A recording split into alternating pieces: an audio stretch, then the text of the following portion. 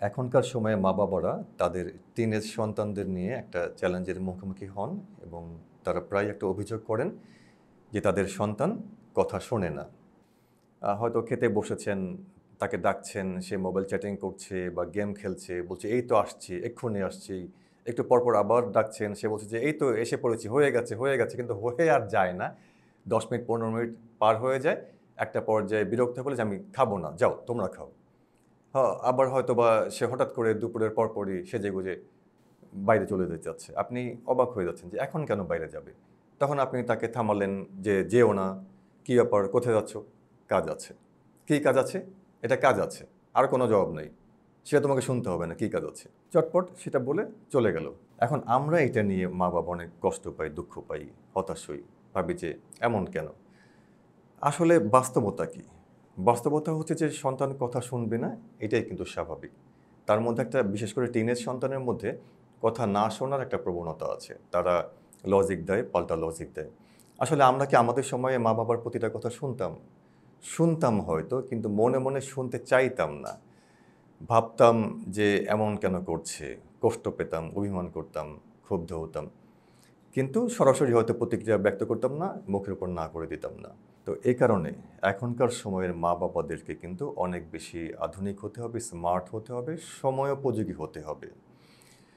তো এই বিষয়টি নিয়ে আজকে আলোচনা করতে চাচ্ছি। আমি সেলিম সাজ্জাদ, পজিটিভ প্যারেন্টিং নিয়ে দীর্ঘ ১ যুগ ধরে কাজ করছি। সন্তান কেন কথা শোনে না, কিভাবে বললে কথা শুনবে, আসুন আমরা একটু পর্যালোচনা করি। ১ম কারণ, প্যারেন্টিং সম্পর্কে ভুল দৃষ্টিভঙ্গি। আমরা প্যারেন্টিং শুরু করি কখন? সন্তান যখন একেবারে বিগড়ে যায়, বিপথে চলে যায়। আসলে প্যারেন্টিং শুরু করতে হবে একেবারে শৈশব থেকে। কেন শৈশব থেকে? কারণ গবেষণায় দেখা গেছে যে একটি শিশুর মস্তিষ্ক পরিপূর্ণতা লাভ করে ৬ বছর বয়সের মধ্যে। তার একটা পার্সোনালিটির একটা প্যাটার্ন বিল্ড আপ করে ফেলে। সে কারণে বলছি যে মাটি যখন নরম থাকে তখনই কিন্তু সেটাকে সঠিক আকৃতি দিতে হয়। একটা চারাগাছ যখন বড় হয় তখনই কিন্তু খেয়াল করতে হয় যে এই গাছটি সোজা হয়ে বড় হচ্ছে নাকি বাঁকা হয়ে বড় হচ্ছে। তো মা-বাবা হিসেবে আমাদের দায়িত্ব হচ্ছে একেবারে শৈশব থেকে সন্তানের মধ্যে একটা ভালো লক্ষ্য গেঁথে দেয়া তার মনের মধ্যে। এই লক্ষ্যই তার সারা জীবনকে কিন্তু পরিচালিত করবে এবং অবশ্যই তাকে শৈশব থেকেই সহিষ্ণু, পরিশ্রমী এবং স্বাবলম্বী মানুষরূপে গড়ে তোলার প্রশিক্ষণ দিতে হবে। ভুল প্যারেন্টিংয়ের আরেকটা বিষয় হচ্ছে আমরা আমাদের সময়ের সাথে বর্তমান সময়কে তুলনা করি এবং প্রায় বলি যে, "তোমরা এমন কেন? আমাদের সময় আমরা এমন ছিলাম, তেমন ছিলাম।" এটা বলে কিন্তু কোনো লাভ হবে না। যতই আক্ষেপ করেন না কেন। কারণ হচ্ছে একেকটা সময়ের ধরন হচ্ছে একেক রকম। আমি উদাহরণ দিই।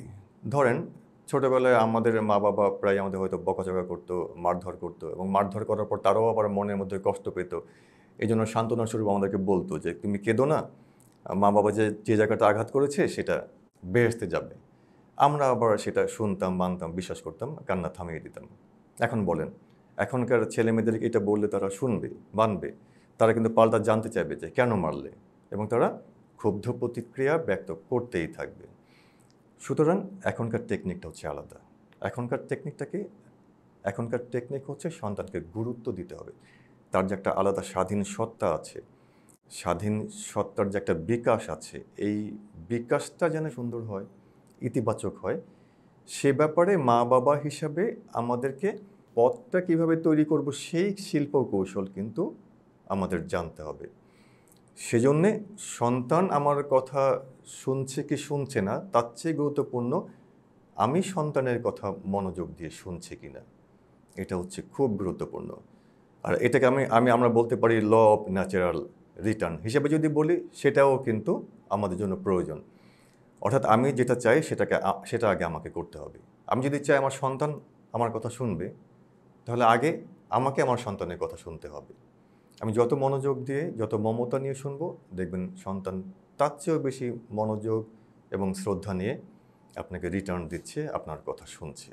দ্বিতীয় কারণ হচ্ছে আমরা আমাদের সন্তানের মনোজগৎটাকে বুঝতে চেষ্টা করি না। তার মুড কেমন আছে, তার মনটা কেমন আছে, সে কী ভাবছে এবং কাদের সাথে মিশছে, গুগল সার্চ দিয়ে কী কী নলেজ সে জানতে পারছে, তার মানসিক বিকাশটা কোন পর্যায়ে গেছে, তাকে তো এটা পর্যবেক্ষণ করতে হবে, খুব ঘনিষ্ঠভাবে তাকে দেখতে হবে, খেয়াল করতে হবে তার চাল চলন, চলাফেরা, আচরণ, প্রতিক্রিয়া, অভিব্যক্তি বুঝে সেভাবে আমাকেও কিন্তু আমার কৌশলটাকে চেঞ্জ করতে হবে যে এইভাবে বললে তাহলে সে শুনবে। তো এই মনোজগৎ বোঝাটা খুব জরুরি, এবং মনোজগৎ বোঝার ক্ষেত্রে কিন্তু সন্তানের প্রতি মমতা প্রকাশ করাটাও গুরুত্বপূর্ণ। মমতা শুধু লালন করলেই হবে না, সেটাকে প্রকাশ করতে হবে। এবং এই মমতা আপনি প্রকাশ কিভাবে করতে পারেন? খুব সহজেই মাঝে মাঝে একটু তাকে জড়িয়ে ধরেন, বলুন আমি তোমাকে ভালোবাসি, একসাথে বলুন যে আমরা তোমাকে ভালোবাসি, তুমি অনেক ভালো ছেলে, তুমি অনেক বড় হবে। তার মধ্যে বিশ্বাসটাকে গেঁথে দিন, তার মধ্যে আশাবাদটাকে সঞ্চারিত করুন, এবং ছোট ছোট কাজেও তাকে উৎসাহিত করুন, প্রশংসা করুন, সাবাস বলুন, পিঠটা চাপড়ে দেন। এভাবে কিন্তু তাকে উৎসাহিত করতে হবে। আমরা কি করি, ছোট ছোট ভুল হলেও খুবই তুচ্ছ ভুল একেবারে কঠিন করে বলি, কেন এটা করলে, কেন তুমি দরজা আটকালে না, সিটকানি ঠিক মতো আটকানো হয় না কেন, কলিং বেল তোমাকে বারবার কেন বাজাতে হবে, এই বিষয়গুলি ভুল। তাকে সুন্দর করে পরে বুঝিয়ে বলুন না, শান্তভাবে। সে যখন শান্ত থাকে, আপনি যখন শান্ত থাকেন, তখন ধীরে স্থিরভাবে এই বিষয়গুলি ধরলে বললে কিন্তু সে বুঝবে না এটা তো আমার ভুলই হয়েছে। তৃতীয় যে বিষয়টি, সেটা হচ্ছে আমরা একই কথা বারবার বলি এবং নেতিবাচক কথা বলি। এটা সন্তানের মধ্যে একটা বিরূপ প্রতিক্রিয়া সৃষ্টি করে, নেতিবাচক প্রতিক্রিয়া সৃষ্টি করে। আসলে বারবার কথা বলার ফলাফলটা কি দাঁড়ায়? বারবার কথা বললে কিন্তু সেই কথার গুরুত্বই থাকে না। এটা আপনার মা বাবা হিসেবে দুর্বল ব্যক্তিত্বের পরিচয়। সন্তান কিন্তু আপনার প্রতি শ্রদ্ধা হারাবে যে সে তো মানে বলছে বলুকই, এবং মনে মনে সে এটাকে উড়িয়ে দেবে, ফান করবে যে এই মা বাবা বলছে বলুক, এটা তার কাজ, আর আমার কাজ হচ্ছে না শোনা। আসলে কিন্তু এখনকার ছেলেমেয়েরা অনেক বেশি স্মার্ট, এভাবে চিন্তা করে যে এটা তাদের কাজ, আমরা যেভাবে আছি সেটাই ঠিক আছে। তাহলে বারবার কথা বলার মাধ্যমে কিন্তু আপনি আপনার সন্তানকে শুধরাতে পারছেন না। আমরা অধিকাংশ মা বাবা সন্তানদের সাথে যে কথা বলি তার 95%ই নেতিবাচক কথা।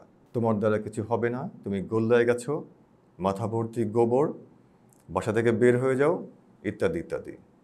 যখন বারবার বলছি, দুই ধরনের প্রতিক্রিয়া হচ্ছে। এক হচ্ছে কোনো কোনো সন্তান শুনতে শুনতে বিরক্ত হয়ে যাচ্ছে, বেপরোয়া হয়ে যাচ্ছে, এবং সে ভাবছে আমার দ্বারা যখন কিছু হবেই না, গোল্লায় যখন গেছি যাই আরও ভালো করে গোল্লায় যাই।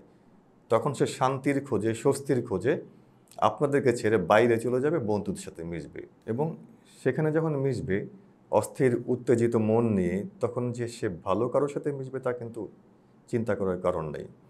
তখন তাৎক্ষণিক বিনোদন পাওয়ার জন্য অসৎ সঙ্গের পাল্লায় পড়বে, নানা ধরনের খারাপ অভ্যাস তার মধ্যে বিল্ড আপ করবে, এমনকি নেশায় জড়িয়ে যেতে পারে। অনেকে তো শান্তি স্বস্তির জন্য বন্ধুবান্ধব নেশা ধরিয়ে দেবে যে এটা খাও, প্রথমে সিগারেট দিয়ে শুরু করবে, তারপরে নেশা ধরিয়ে দেবে।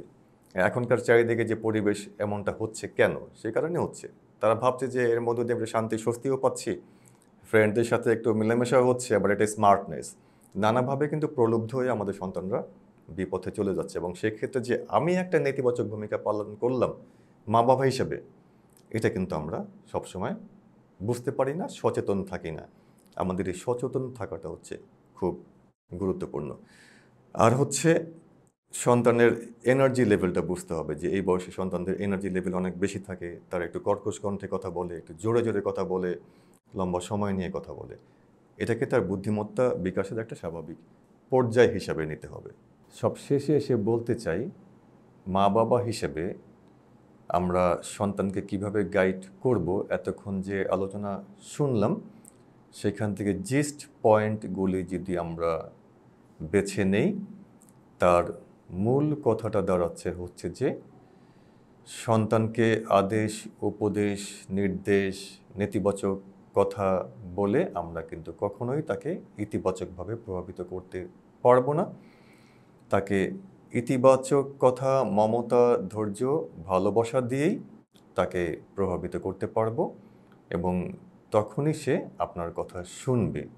তার মধ্যে একটা স্বতঃস্ফূর্ত বোধ তৈরি হবে, বাবা মার প্রতি ভালোবাসা তৈরি হবে, এবং তখন আপনাদের মধ্যে যে সম্পর্কটা সুন্দর হবে, কথোপকথনটা তখন অনেক সহজ, স্বতঃস্ফূর্ত হবে। তার সাথে বন্ধুর মতো মিশতে হবে, তার পাশে থাকতে হবে এবং সবচেয়ে গুরুত্বপূর্ণ হচ্ছে একটা আনন্দপূর্ণ, প্রশান্তিদায়ক পারিবারিক আবহ। সেটা বাবা-মা হিসাবে আপনাদেরকেই তৈরি করে দিতে হবে এবং স্বামী-স্ত্রী হিসাবেও সন্তানের সামনে আপনাদের যে আচরণ, কথোপকথন সেগুলি দৃশ্যমানভাবেই সুন্দর, শুদ্ধাচারী এবং নৈতিকতা মূল্যবোধ সম্পন্ন হওয়া প্রয়োজন, যেন সন্তান আপনাদেরকে রোল মডেল হিসাবে দেখে অনুপ্রাণিত হতে পারে।